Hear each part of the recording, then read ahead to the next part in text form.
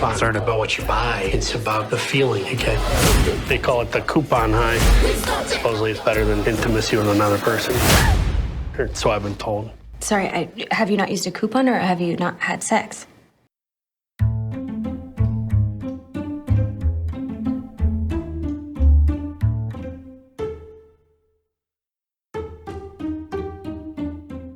It's rare when you can get something for nothing, but coupons can make that happen.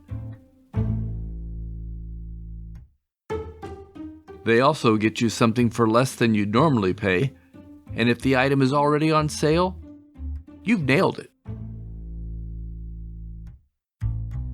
The payoff comes when you're ready to check out. The purchases have been rung up, and now it's time to scan the coupons. Will the store accept them all? And what will be the final bill compared to what you would have spent if you'd paid retail?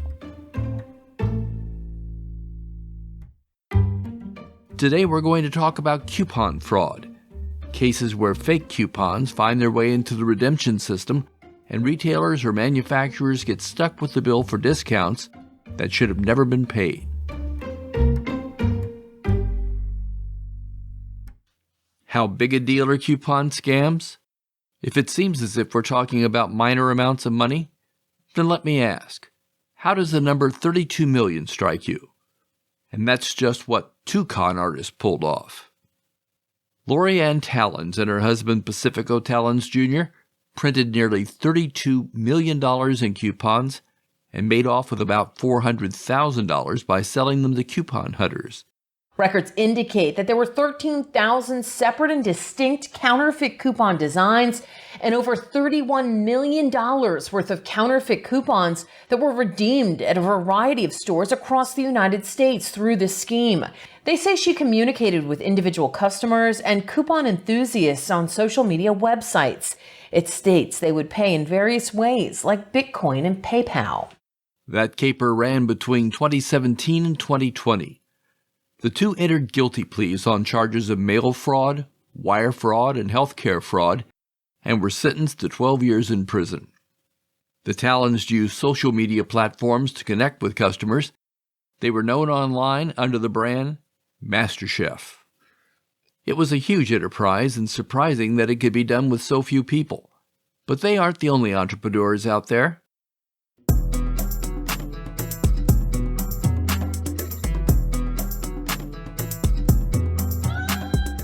In March 2022, the U.S. Attorney's Office said a Modesto, California woman admitted she fraudulently created and sold more than $9.9 million of counterfeit coupons between 2017 and 2021.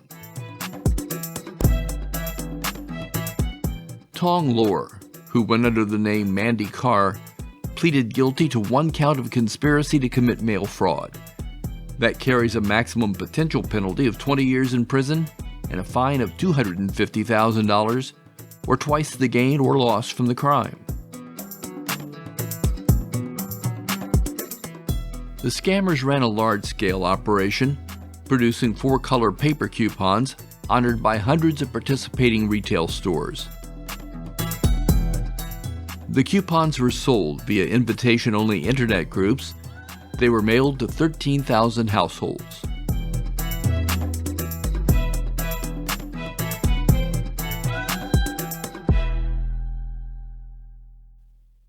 In Montgomery County, Texas, officials uncovered a sophisticated operation that began with 23 people. Here's Police Captain Tim Holyfield. If you look at the coupons that you see, if you were to go to Walmart, Kroger, H-E-B, as you check out and they print out the little coupons, well, they've actually gotten those printers and then they've went in and manipulated the coupons to where they can change to whatever the item is that you're wanting. If you want to get coupons for diapers, you call and order those, and they'll send you coupons for diapers, and then you take them to the store. Now, when they ring up, and in fact, we have some information from clerks who said when they ring up, they may ring up as something totally different, but it had a picture of the diapers on there or whatever the cleaning liquids were. They were using the exact same printers that the retail stores are using today. And so that's how they were able to continue this. One would think that with all the scamming, there'd be a way of programming cash registers to catch the fakes. There is.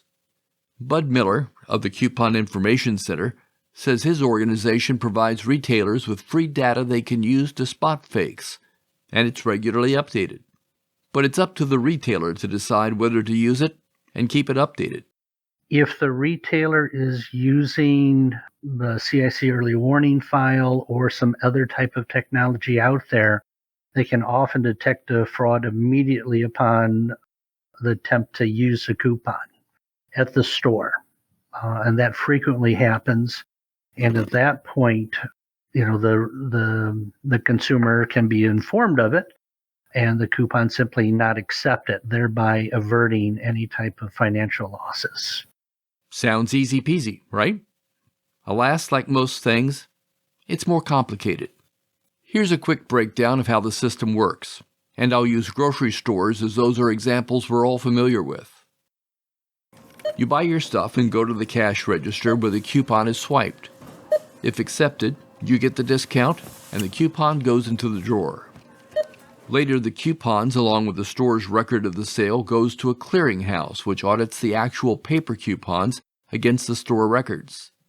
The clearinghouse works for lots of merchants and provides a convenient way of sorting everything out. Once sorted, the clearinghouse sends the paper coupons and its audit to the manufacturer's representative, which does another audit, then tells the manufacturer what it owes the grocery store. This is where things can get ugly, and why the CIC encourages use of its files so fake coupons can be rejected on the spot. If it gets through the crack somehow, it's generally identified during the coupon processing. It could be detected by the clearinghouse. It could be detected by the manufacturer's agent. And then, the manufacturer at that point may, depending upon their policy and the situation, decline to pay for the coupon. If that occurs, then the retailer would incur the loss. Sometimes the manufacturer will pay for the counterfeit because they think it was taken in good faith, or whatever's going on between the manufacturer and the retailer, and in that case the manufacturer would take the loss. And then, just to make things even more interesting, sometimes a manufacturer will reject a payment for a counterfeit coupon, and the retailer will then do what's called a deduction. And essentially, the next time the manufacturer is required to get paid for products they've sold to the retailer will withhold the value of the counterfeits or whatever's been rejected from their payment to the manufacturer. And that forces the loss back onto the manufacturer. And then that can go through several cycles before it finally gets negotiated and resolved. And you think sorting out your recycling's hard.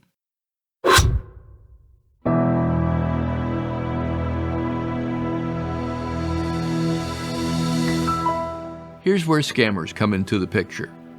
They are the ones putting fake coupons into the marketplace, and they do that by either printing them themselves or by having them printed in China or elsewhere and shipped back. While they may use some of them, the big money comes in setting up websites that sell the coupons at a discount. Coupon hounds buy the collections, then head off to the store to use them. Some coupons make it into the system because they use standard barcoding, but some are blocked and the customer doesn't get the discount they paid for.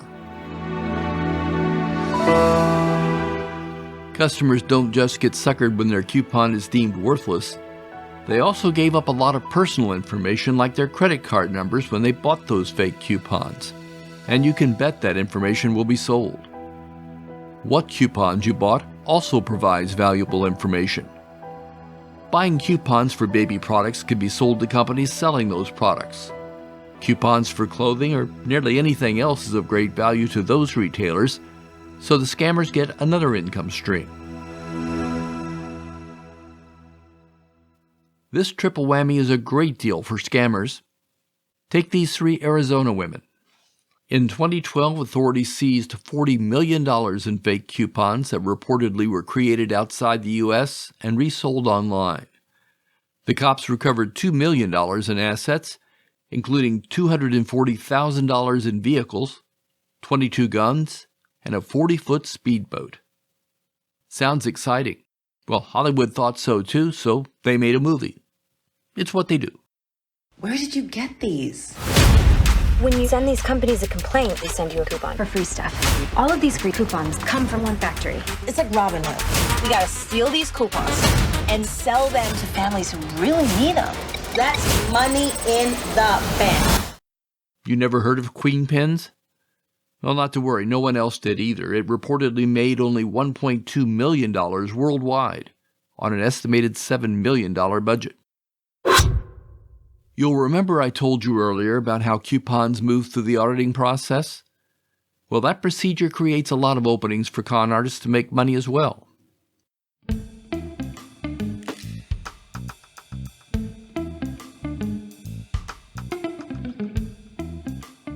Back in the aughts, about 24 national consumer product companies sued international outsourcing services and 11 people, claiming they lost $150 million in an elaborate fraud. iOS is a coupon clearinghouse, and the indictment said it submitted coupons for reimbursement that were never actually redeemed by customers. Those submissions generated fees for the company. The 11 people were mainly executives at iOS, and court records say at least $250 million was stolen over 10 years, making it the largest case ever in the coupon business. That case dragged through the courts for a decade and ended up with former CEO Chris Balsinger being convicted and a federal appeals court upholding a December 2016 conviction. Balsinger got 10 years for wire fraud, conspiracy to commit wire fraud, and conspiracy to obstruct justice. He'll have to pay $65 million in restitution.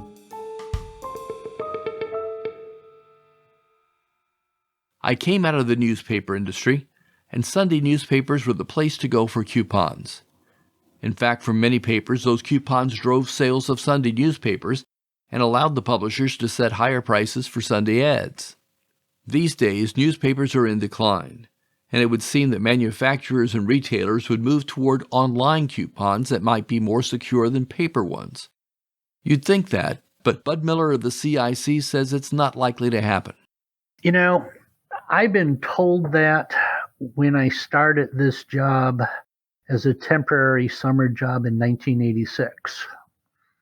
They said, you know, Bud, you better look for employment elsewhere because, another 2 years from now, coupons won't be around. So no, I don't see that happening. Coupons are a very American form of promotion, particularly in challenging economic times like we're currently facing and will be facing for some time. So no, I do not see them going away. What I do see is new opportunity, new promotional opportunities through digital and other items that will give consumers and manufacturers and retailers better and greater choices that will, enhance hopefully the shopping experience, the marketing experiences, and the purchasing experience for everybody. There are a lot of opportunities out there, but I would not write off paper coupons anytime in the near future. That said, it's easy to protect yourself from coupon fraud. Don't buy bundles of coupons. It's very likely they're fake.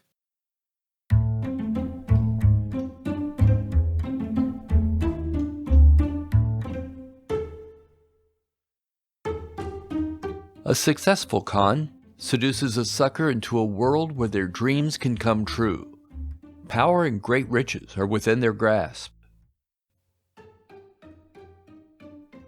This magic casts a spell that leads its audience to hand over all their money to scammers who vanish before the sucker realizes it was all an illusion. If you enjoy the podcast, please help us out by telling your friends and encouraging them to listen.